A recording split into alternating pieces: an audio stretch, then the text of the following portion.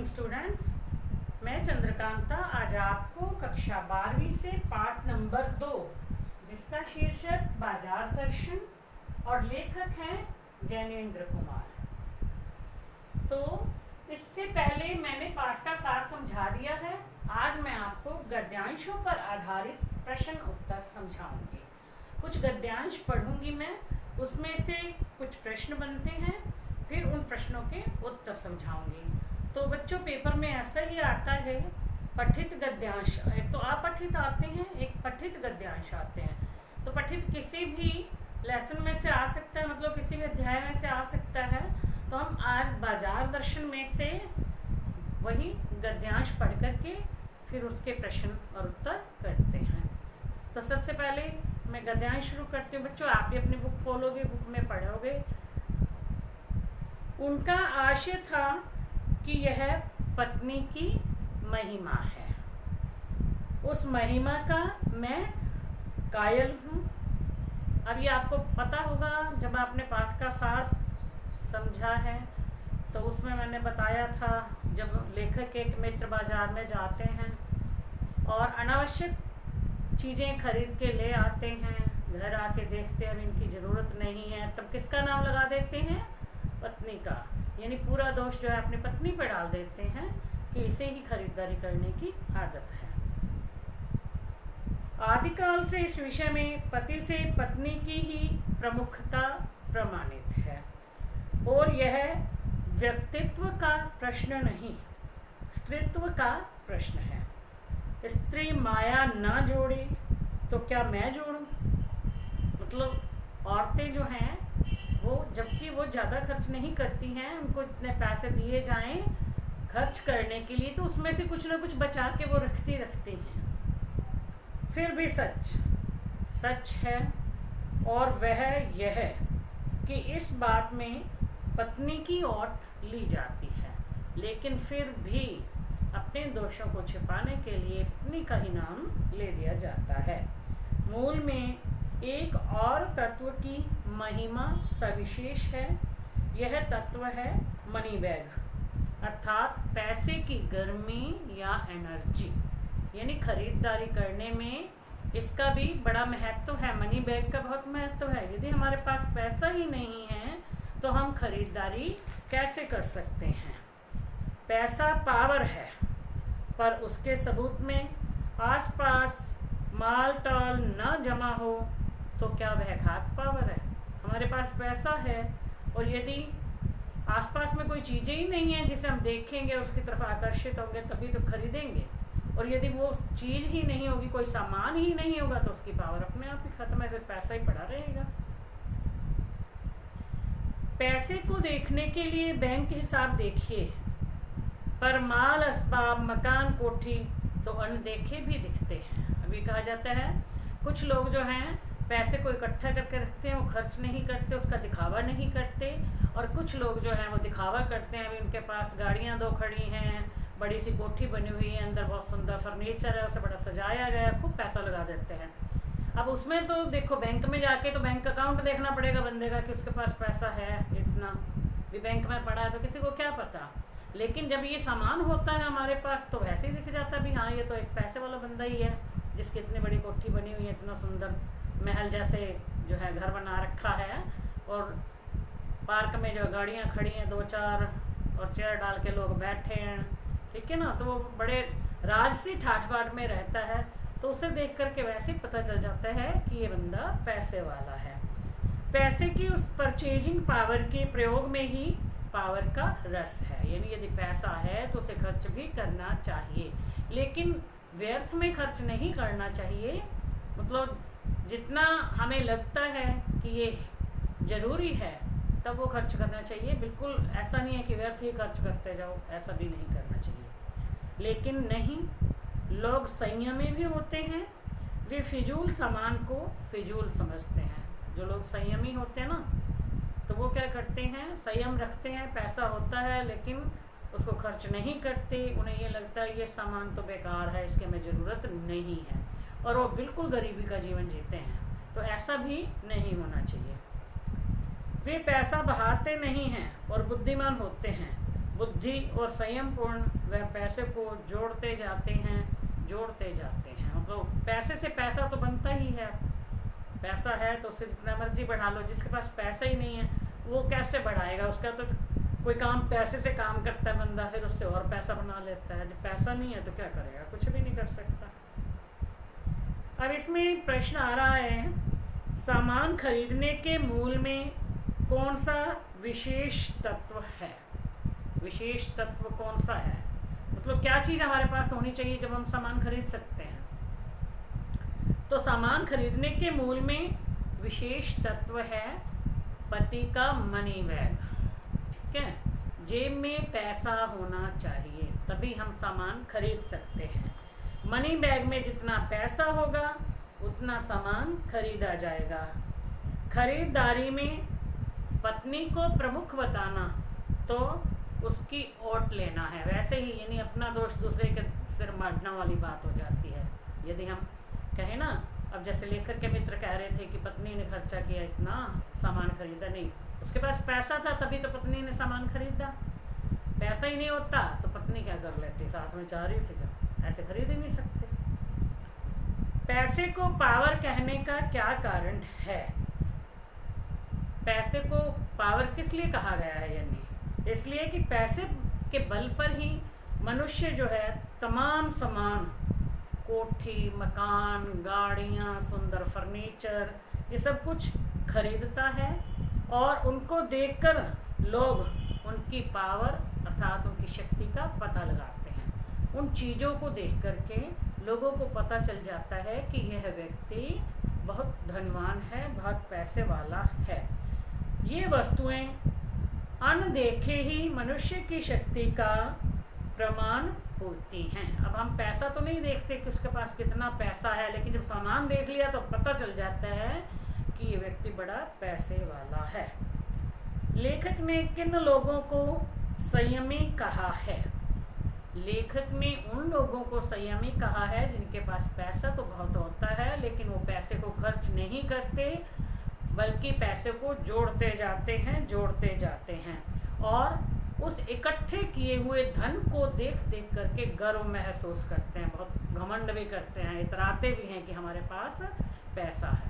इस प्रकार से इस पंक्ति के द्वारा लेखक ने उन पर व्यंग्य भी किया है। ठीक है, मतलब कंजूस धनवान होते हैं वो। अब कंजूस भी शब्द आ जाए, धनवान भी आ जाए। धन तो है लेकिन खर्च करने में कंजूसी कर रहे हैं, इसलिए कंजूस धनवान कह दिया जाता है। तो अगला गद्यांश, मैंने मन में कहा ठीक, बाजार आमंत्रित करता है कि आओ मुझे लूटो और लूटो, सब भूल जाओ मुझे देखो, मेरा रूप और किसके लिए है, मैं तुम्हारे लिए हूँ, नहीं कुछ चाहते हो तो भी देखने में क्या हर्ज है। अब ये बाजार के लिए बताया है कि बाजार तो कहता है कि आ जाओ मुझे लूटो, जिसके पास पैसा है वो जाके लूटता भी है बाजार को। वो कहता है सब कुछ भूल जाओ बस मुझे देखो। ठीक है, मुझे देखोगे तभी तो कुछ खरीदोगे, मैं तुम्हारे लिए ही तो बना हूँ। और नहीं भी कुछ चाहते तो भी देखने में क्या हर्ज है। अजी आओ भी। इस आमंत्रण में यह खूबी है कि आग्रह नहीं है, आग्रह तिरस्कार जगाता है, लेकिन ऊंचे बाजार का आमंत्रण मूक होता है। ठीक है, मूक मतलब शब्द रहित, जिसको गूंगा बोलते हैं। ऊंचे बाजार का आमंत्रण मूक होता है और उससे चाह जागती है। ठीक है, चौक बाजार में खड़े होकर आदमी को लगने लगता है कि उसके पास काफ़ी नहीं है, उसे और चाहिए। यानी जो मेरे पास चीज़ें हैं वो तो कुछ भी नहीं है। बाजार में पड़ी हुई सुंदर सुंदर चीज़ों को देखकर उसे लगता है कि मुझे और चाहिए, अभी और खरीदनी चाहिए। मैं यहाँ कितना परिमित, मेरे यहाँ कितना परिमित है और यहाँ कितना अतुलित है। ओह, यानी मेरे पास तो ऐसा कुछ भी नहीं है, मेरे पास कितना कम है और उसके पास कितना ज़्यादा है। कोई अपने को न जाने तो बाजार का यह चौक उसे कामना से विकल बना छोड़े। विकल क्यों? पागल, असंतोष, तृष्णा और ईर्ष्या से घायल कर मनुष्य को सदा के लिए यह बेकार बना डाल सकता है। ठीक है, इस बाजार के लिए कहा गया है। भी मनुष्य न चाहते हुए भी बहुत कुछ खरीद लेता है। ये बाजार में जो डिस्प्ले की जाती है ना, चीज़ें बाहर रखी जाती है दिखाने के लिए, सुंदर सुंदर चीज़ें, उसे देख कर के व्यक्ति का मन ललचा जाता है, लालच में आ जाता है वह, और उसे खरीदने लग जाता है, खरीदता जाता है, उसे ध्यान ही नहीं रहता इस चीज़ की ज़रूरत है भी या नहीं है। अब इसका प्रश्न है, नहीं कुछ चाहते हो तो भी देखने में क्या हर्ज है, लेखक ने ऐसा क्यों कहा है। अब इसमें, इस कथन में लेखक ने बाजार के आकर्षण का जिक्र किया है। आकर्षण मतलब कैसे अपनी ओर आकर्षित करता है, बाजार हमें अपनी ओर खींचता है। क्यों? चीज़ें ही ऐसी होती हैं कि हमारे मन में आ जाती है, चलो देख तो लेते हैं, चाहे नहीं खरीदनी फिर भी देखें तो सही, और देखने के लिए उस शॉप पे चले गए तो चाहे नहीं खरीदनी फिर भी खरीदी जाती है। बाजार में जाकर सामान देखने वाले मनुष्य में आकर्षण रूप से सजी हुई चीज़ों को देखकर उनको खरीदने की इच्छा तो उत्पन्न हो ही जाती है। फिर है, बाजार के आमंत्रण की क्या विशेषता है। बाजार में रखी हुई चीज़ें जो हैं वो हमें मूक रूप से आमंत्रित करती हैं। ठीक है, मतलब मूक रूप से आकर्षित कर लेती हैं, अपनी ओर खींचती हैं, बोलती नहीं हैं, लेकिन हम देख कर के ही जो है उनकी तरफ खींचे चले जाते हैं। तो ठीक है, मौन रूप से हमें आकर्षित करती हैं, उसके मन में चाह जगा करके खरीदने के लिए मजबूर कर देती हैं। अब वो चीज़ें जो है देख कर के मनुष्य के मन में इच्छा जाग जाती है और वो ना चाहते हुए भी उन्हें खरीद लेता है। तीसरा प्रश्न, जो अपनी आवश्यकता को नहीं जानता उस पर बाजार का क्या प्रभाव होता है। जो व्यक्ति यह नहीं जानता कि उसे किस चीज़ की आवश्यकता है, बाजार जाने पर जब वह सामान को देखता है तो वह इच्छाओं से व्याकुल हो जाता है और वह व्याकुलता उसे पागल बना देती है। तब वह अपनी स्थिति से असंतुष्ट हो उठता है। मनुष्य पर बाजार का ऐसा ही प्रभाव होता है।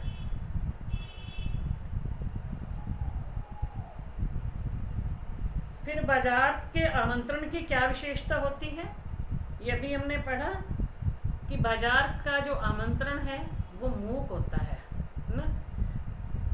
बाजार में रखी हुई चीज़ें किसी को भी पुकार करके नहीं बुलाती कि आ जाओ मेरे पास आओ, भी मैं कितने सुंदर हूँ, मुझे देखो और मुझे खरीदो, नहीं, वो चुपचाप से यानी वहीं रखी रहती हैं।